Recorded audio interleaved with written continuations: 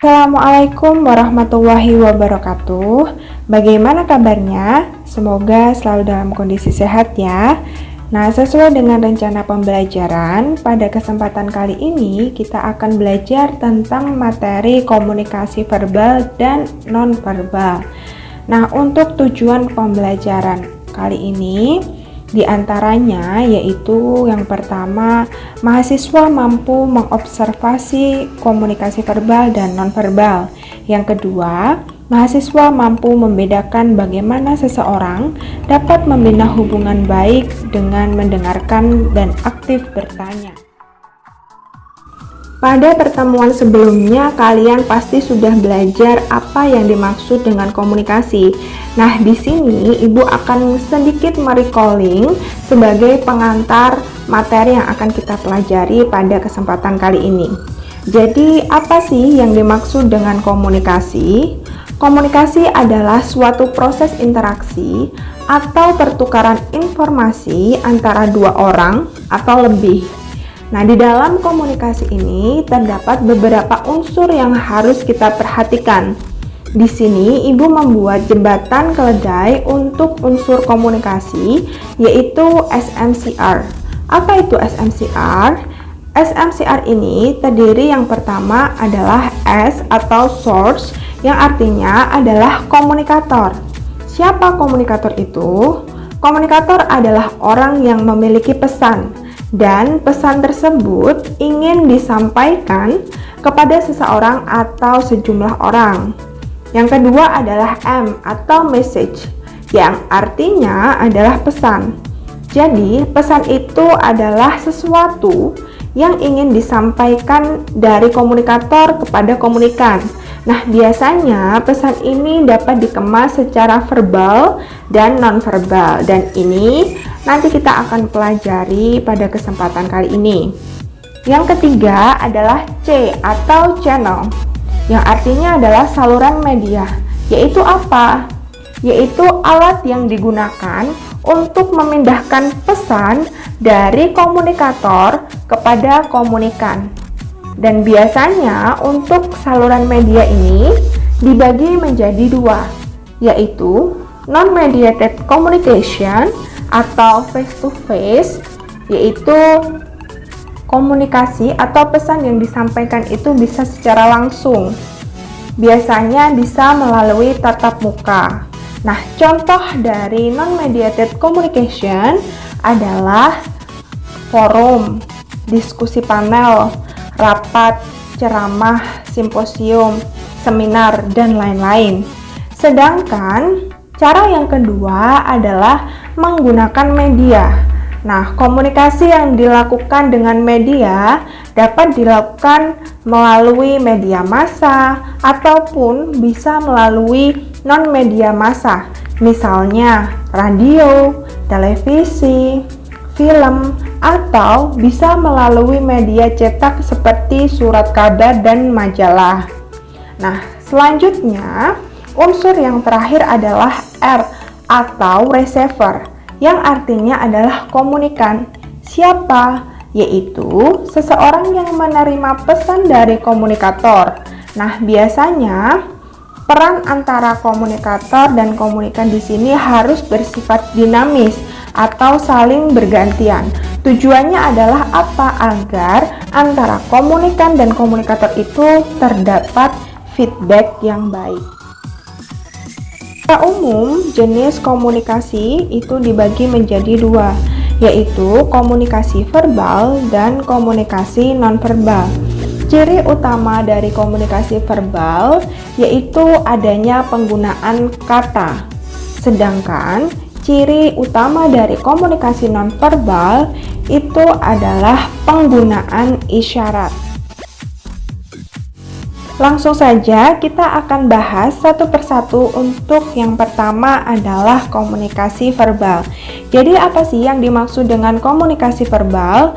Komunikasi verbal adalah komunikasi yang menggunakan kata-kata, baik itu secara lisan ataupun secara tulisan. Nah, komunikasi verbal biasanya paling sering dipakai dalam hubungan antar manusia, baik itu untuk mengungkapkan perasaan, emosi, pemikiran, gagasan, ataupun fakta-fakta yang ingin diungkap. Nah, untuk komunikasi verbal sendiri itu memiliki dua unsur yang harus kita perhatikan. Yang pertama adalah kata, dan yang kedua adalah bahasa. Dan untuk bahasa ini fungsinya itu adalah yang pertama untuk mempelajari tentang dunia sekeliling kita, kemudian untuk membina hubungan yang baik antar sesama manusia, dan untuk menciptakan ikatan-ikatan dalam kehidupan manusia. Selanjutnya kita akan berbicara atau belajar tentang jenis komunikasi verbal, di mana jenis komunikasi verbal itu dibagi menjadi dua, yaitu yang pertama berbicara dan menulis, yang kedua adalah mendengarkan dan membaca. Kita kupas tuntas satu persatu ya. Untuk bicara dan menulis di sini, untuk bicara merupakan suatu komunikasi verbal secara vokal, sedangkan menulis adalah komunikasi verbal yang disampaikan secara non-vokal. Nah, biasanya contoh presentasi dalam rapat itu adalah contoh dari komunikasi verbal vokal, sedangkan untuk contoh komunikasi verbal non-vokal adalah surat menyurat. Nah, kalau untuk mendengarkan dan membaca, mendengarkan sendiri itu merupakan kegiatan yang melibatkan unsur-unsur mendengar, memperhatikan, memahami, dan mengingat. Dan sedangkan membaca adalah salah satu cara untuk mendapatkan informasi dari sesuatu yang ditulis. Jadi kita jangan hanya terfokus kepada komunikasi yang sifatnya adalah vokal atau berbicara, karena menulis, mendengarkan, dan membaca itu juga termasuk jenis komunikasi verbal. Selain jenis komunikasi verbal, pada komunikasi verbal juga terdapat karakteristik yang harus kita pelajari. Untuk yang pertama yaitu karakteristik jelas, ringkas, dan berlangsung secara sederhana. Biasanya komunikasi verbal ini disampaikan secara langsung. Bila kata-kata yang digunakan singkat, maka resiko terjadinya kerancuan itu juga akan semakin sedikit. Nah, berbicara secara lambat dan pengucapannya jelas itu juga akan membuat kata-kata tersebut makin mudah dipahami. Oleh karena itu, dalam komunikasi verbal, berbicara secara jelas dan singkat harus diperhatikan. Kemudian karakteristik yang kedua adalah perbendaharaan kata, yaitu penggunaan kata-kata yang mudah dimengerti oleh seseorang harus kita gunakan untuk meningkatkan keberhasilan di dalam melakukan atau proses komunikasi. Komunikasi tidak akan berhasil jika komunikator itu tidak mampu memilih perbendaharaan kata yang tepat. Nah, jadi komunikan dan komunikator itu harus memiliki kesamaan perbendaharaan kata agar pesan yang disampaikan itu diterima dengan baik. Yang ketiga adalah arti konotatif dan juga denotatif. Nah, pada pelajaran SMA pasti kita sudah mempelajari apa sih arti kata konotatif dan denotatif. Nah, kalau misalnya kalian sudah lupa, di sini Ibu akan merecalling lagi. Jadi, yang dimaksud dengan makna konotatif adalah suatu makna yang berkaitan dengan suatu kata. Nah, sedangkan arti denotatif itu adalah makna yang sebenarnya. Sudah ingat? Ibu kasih contoh ya. Contohnya adalah karena efek pandemi, toko Pak Edi gulung tikar. Nah, menurut kalian ini termasuk makna apa? Betul, makna konotatif. Sedangkan makna denotatif itu contohnya setelah melakukan makan bersama, Ani menggulung tikarnya. Nah, antara penggunaan arti konotatif dan juga denotatif ini, komunikator juga harus memperhatikan apakah komunikan kita itu mengerti tentang arti konotatif. Kalau misalnya sekiranya dipikir tidak, ya sudah, tidak usah menggunakan kata konotatif agar pesan yang disampaikan itu dapat diterima oleh komunikan secara benar. Yang selanjutnya adalah intonasi. Seorang komunikator itu harus mampu menyesuaikan intonasi dengan pesan yang ingin disampaikan. Emosi dan latar belakang budaya sangat berperan dalam nada suara ini. Jadi jangan sampai pesan yang disampaikan itu disalahartikan oleh komunikan karena kita memberikan intonasi pada pesan itu dengan salah. Nah, selanjutnya yaitu kecepatan berbicara. Keberhasilan komunikasi itu juga dipengaruhi oleh kecepatan dan juga tempo bicara. Ketika kita atau komunikator menyampaikan pesan terlalu cepat, maka ada resiko komunikan itu tidak dapat menerima pesan itu secara menyeluruh. Nah, yang tidak kalah pentingnya itu adalah humor. Nah, humor ini dapat meningkatkan keberhasilan di dalam memberikan dukungan emosi terhadap lawan bicara. Tertawa akan membantu mengurangi ketegangan pendengar sehingga pesan yang disampaikan itu akan diterima oleh komunikan secara menyeluruh. Nah, bagaimana? Sudah jelas ya untuk komunikasi verbal, termasuk jenisnya, ataupun karakteristiknya, dan lain-lain. Nah, kalau misalnya sudah jelas, Ibu akan melanjutkan ke materi selanjutnya, yaitu tentang komunikasi nonverbal. Jadi, apa sih yang dimaksud dengan komunikasi nonverbal? Adalah semua bentuk komunikasi yang berupa isyarat dan bukan berupa kata-kata. Sifat dari komunikasi nonverbal ini lebih spontan dan jujur. Contohnya, ketika kita mengangguk, itu dapat diartikan bahwa kita itu setuju dengan apa yang disampaikan oleh orang lain. Nah, untuk jenis komunikasi di dalam komunikasi nonverbal itu ada beberapa macam atau jenis. Yang pertama itu adalah sentuhan atau haptik. Adalah untuk sentuhan ini alat penerimanya itu berupa kulit yang mampu menerima dan membedakan berbagai emosi yang disampaikan oleh orang. Nah, misalnya ketika seseorang memegang pipi kita, hal itu bisa diartikan bahwa orang tersebut sayang kepada kita atau ungkapan perasaan sayang kepada kita. Yang kedua adalah komunikasi objek. Nah, untuk komunikasi objek ini adalah objek yang paling sering digunakan itu berupa pakaian. Contohnya, seseorang memakai seragam korpri, berarti menyatakan bahwa orang tersebut itu adalah seorang ASN, atau seseorang memakai jas alma mater UNS, berarti orang tersebut adalah mahasiswa UNS. Nah, yang ketiga adalah kronemik, penggunaan waktu.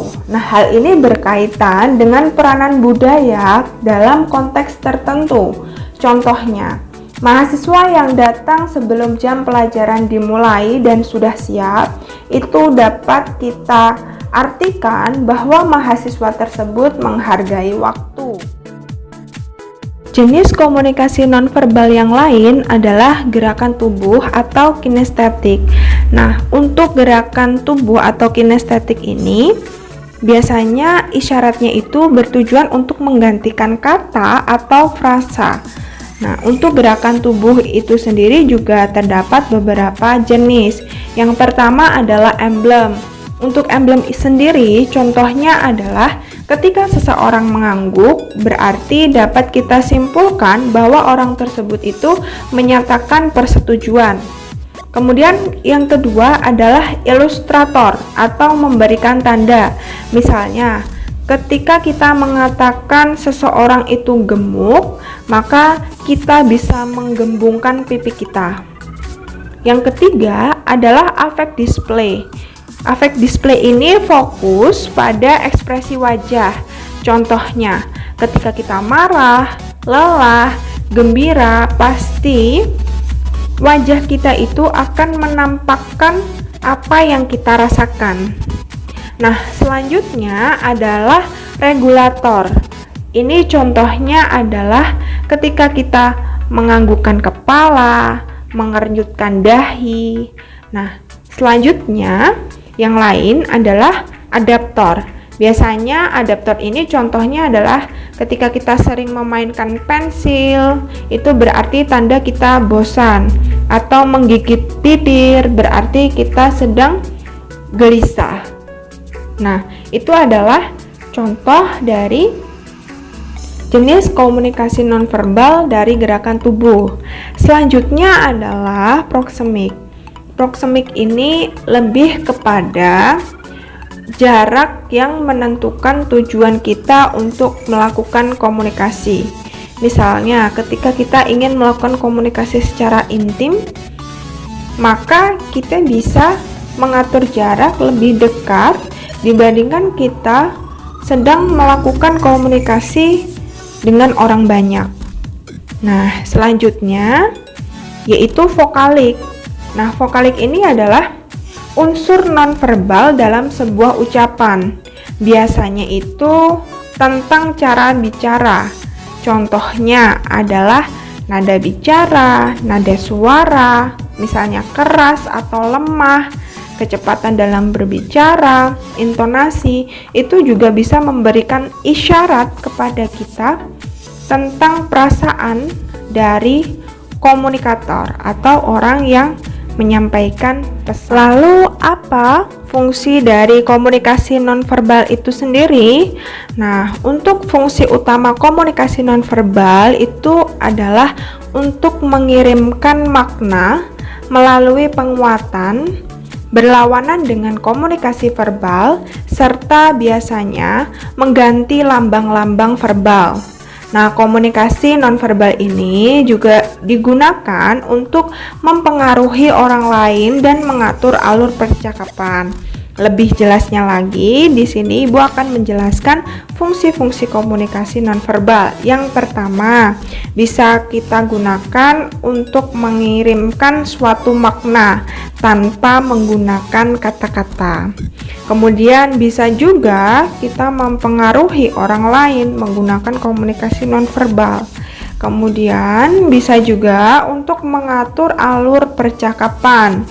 Kemudian bisa juga digunakan untuk memberikan dampak pada suatu hubungan, ataupun bisa juga mengekspresikan identitas kita. Pokoknya suatu hal-hal yang ingin kita sampaikan tanpa menggunakan suatu kata-kata. Nah, sedangkan untuk karakteristik komunikasi nonverbal itu ada beberapa. Yang pertama adalah eksistensi, yaitu komunikasi nonverbal itu akan selalu muncul dalam setiap tindakan komunikasi tanpa kita sadari. Coba ingat-ingat, ketika kita melakukan komunikasi, pasti kita akan menggunakan komunikasi nonverbal juga, entah itu dengan bantuan tangan, kemudian bantuan mata, ekspresi, dan lain-lain. Nah, selanjutnya itu juga karakteristiknya adalah ambiguitas, yaitu sifat ambigu atau mendua ini sangat penting bagi penerima receiver untuk menguji setiap interpretasi sebelum sampai pada kesimpulan tentang makna pesan yang disampaikan oleh komunikator. Ya, betul. Karena apa? Karena bentuknya itu kan isyarat, sedangkan isyarat itu pasti penuh dengan ambiguitas. Oleh karena itu di sini dibutuhkan kemampuan komunikan di dalam menerjemahkan tanda-tanda tersebut. Nah, selain itu juga ada artifaktual, konseptual, paket, dan dapat dipercaya. Nah, itu tadi tentang jenis komunikasi nonverbal. Nah, bagaimana? Sudah jelas tentang materi komunikasi verbal dan juga nonverbal? Pasti secara tidak langsung kalian sudah menerapkan ini. Oleh karena itu, di sini setelah mempelajari materi ini, tujuannya adalah agar kita lebih bisa memperbaiki tentang komunikasi kita. Oke, selanjutnya untuk materi selanjutnya akan disampaikan pada video berikutnya ya. Assalamualaikum warahmatullahi wabarakatuh.